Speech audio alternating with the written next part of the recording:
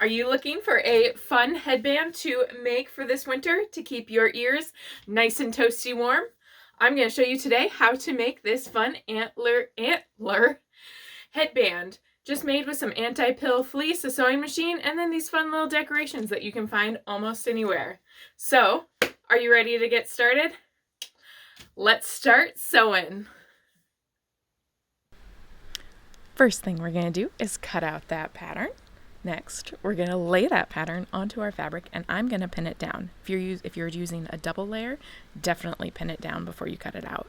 If you're using a single layer, I still recommend pinning it out. I'm using a single layer, so make sure that you have 2 cut out by the end of it. Next, we're going to move on to this antler. This antler is going to be so cute, but I'm going to be doing it a little bit differently. So I'm pinning it down to the fabric, and then what I'm going to do is I'm just going to cut around the antler in general. I'm not actually cutting it out right now because I'm going to actually sew around this pattern first.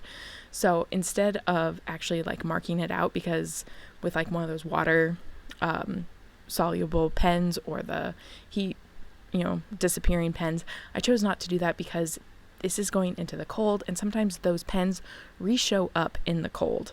So I decided to just use my paper pattern and sew around it as I went.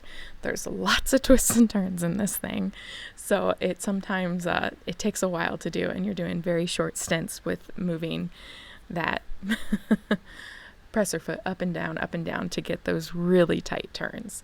But I'm just using a zigzag really tight stitch and tracing out this antler. Now I got really close here, and you have to make sure that you're getting both edges of that if you cut a little bit too close to your pattern. So next, all I have to do is cut this out. So just cut as close as you can to that zigzag so that it helps create a fun little detail, because I'm not going to be turning this inside out. I'm leaving the detailing as part of the design. And then here comes the fun part, the stuffing part. And I'm going to tell you, the stuffing is going to take the absolute longest time. I found that using a pencil eraser was the best thing to help me stuff this. I normally use like a chopstick or something like that, but I needed that like rubber eraser to really be able to manipulate the batting up in the very tips of the antler to get it to where I wanted to go. And it took me a long time. So beware, the stuffing will take you the longest out of everything. But there they are. Look at how pretty they look now. So it is time to move on to actually creating my headband. So I'm taking my 2 pieces of headband and I'm going to serge them together. I'm going to serge them together on the top and on the bottom, following the edge of the fabric and going nice and slow around those curves to make sure I'm getting it nice and solidly serged together. Then I'm going to turn it right side out so that my serging is all on the inside. If you like the look of the serging, you do not have to turn it inside out.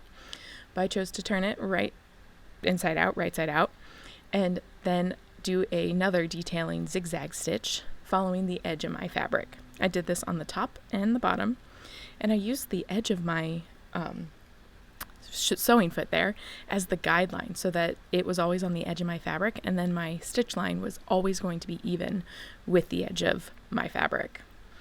Going nice and slow around those curves, and then once that's done, it's time to actually make it into a headband. So I just lined up those center back seams, got them, and now it's sewing them together to create my turn it right side out and turn it, there's my headband. Woo!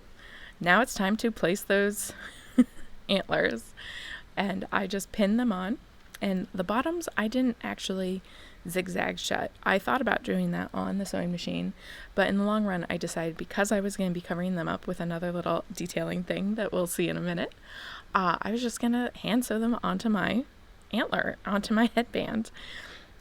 What I did do is I definitely went across that bottom part 3 different times though. So I went across once, and then I'm going to flip it back, and I'm going to go back across just to really make sure that that is well closed for one, and solidly on the headband. Since that is the only thing holding all that batting in there, I wanted to make sure that that was nice and secure. Then I just worked up the other edge of my zigzagging And I was doing more of like a prick stitch so that the zigzagging was more prominent instead of having it be like an actual stitch line on top of there. But you can do however you choose for that.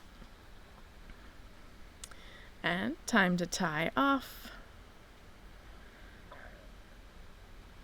And next we're going to add the fun little detailing. So I found these really cute poinsettias and hollies that I thought were just adorable and really added to this.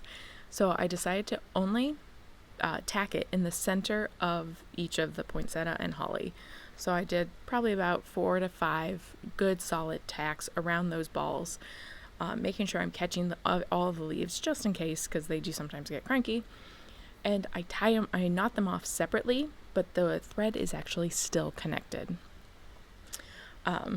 And those little holly balls did give me a little bit of trouble. The thread wanted to do not what I wanted the thread to do, but that's sometimes how it works when you're working with those types of things.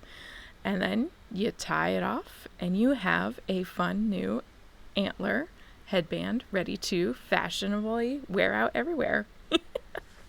I love it.